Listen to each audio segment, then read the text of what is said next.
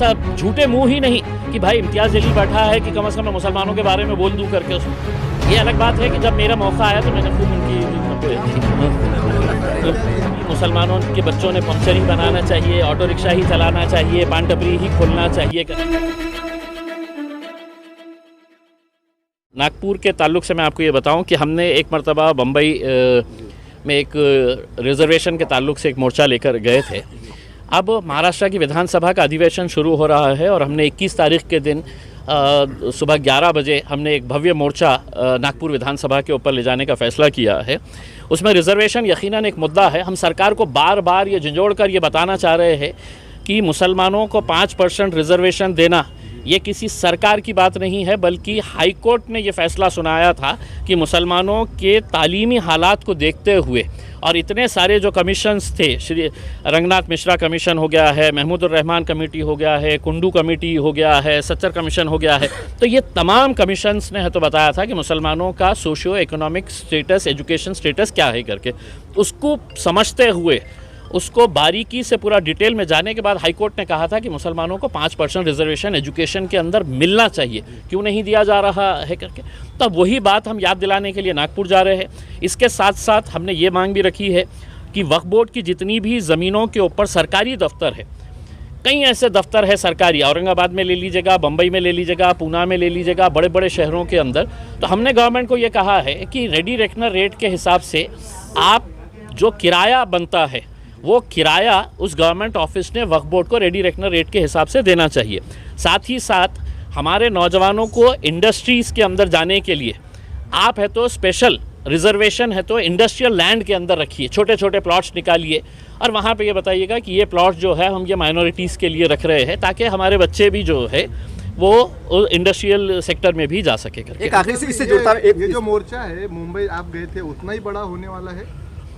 देखिए, अभी फ़िलहाल मेरा पार्लियामेंट का सेशन चल रहा है, तो इस वजह से हमने इसको बहुत ज़्यादा हमने पब्लिसाइज़ नहीं किया है। बम्बई जाते वक्त हमने पूरे महाराष्ट्र को आह्वान किया था। अभी फ़िलहाल जो है ये विदर्भा से अल्हम्दुलिल्लाह बहुत बड़ी टीम वहाँ पर आने वाली है, औरंगाबाद से भी बहुत सारे लोग यहाँ से और दूसरे इलाक़ों से भी अलग अलग लोग आने वाले हैं।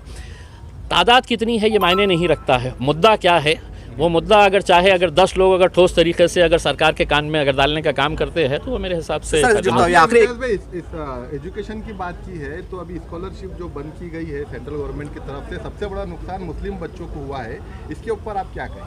देखिए, मेरे को जो भी कहना था मैंने पार्लियामेंट के अंदर बहुत चीख के कहा, 3 मरतबा मैंने पार्लियामेंट के अंदर ये आवाज़ उठाई है और मैं तो चाहूँगा कि जो पार्टियां अपने आप को मुसलमानों के हमदर्द बताती है वो भी इसका सवाल दे दे। उसका ये हम उनसे पूछना चाह रहे हैं कि क्या वजह है कि वहाँ इतना बड़ा फ़ैसला सरकार ले लेती है और आप वहाँ पर खामोश बैठे हुए हैं करके। यकीनन लाखों ऐसे बच्चे हैं जिनको ये प्री मैट्रिक स्कॉलरशिप बंद होने के बाद से, और बहुत ज़्यादा पैसा नहीं, मुसलमान बच्चों को 1-1 हज़ार रुपये मिलता है, तो उस 1-1 हज़ार रुपये के अंदर वो बच्चे के माँ बाप चाहते हैं कि वो स्कॉलरशिप के ज़रिए मैं तो किसी अच्छे प्राइवेट स्कूल के अंदर पढ़ाऊँ करके। गवर्नमेंट जो कह रही है कि राइट टू एजुकेशन के अंदर हम इनको ये फैसिलिटीज़ दे रहे हैं, लेकिन राइट टू एजुकेशन के अंदर है तो सिर्फ सरकारी स्कूल्स के अंदर है। प्राइवेट स्कूल को है तो एक कोटा दिया गया है कि आप 20% 25% है तो ये बच्चों को ले सकते हैं करके। तो हर माँ बाप की ख्वाहिश होती है। दूसरा ये है मौलाना आज़ाद रिसर्च फेलोशिप, जिसके अंदर सबसे ज़्यादा बच्चों को जो स्कॉलरशिप फेलोशिप मिलती है वो मुसलमानों के बच्चे हैं और दलितों के बच्चे हैं। तो उनको आपने अचानक फ़ैसला ले लिया है कि ये कर देना। मुझे अफसोस इस बात का है कि सिर्फ इस मामले के अंदर इम्तियाज़ जलील क्यों आवाज़ उठा रहा है। कांग्रेस के, राष्ट्रवादी कांग्रेस के आप सुनील तटकरे साहब जो एनसीपी के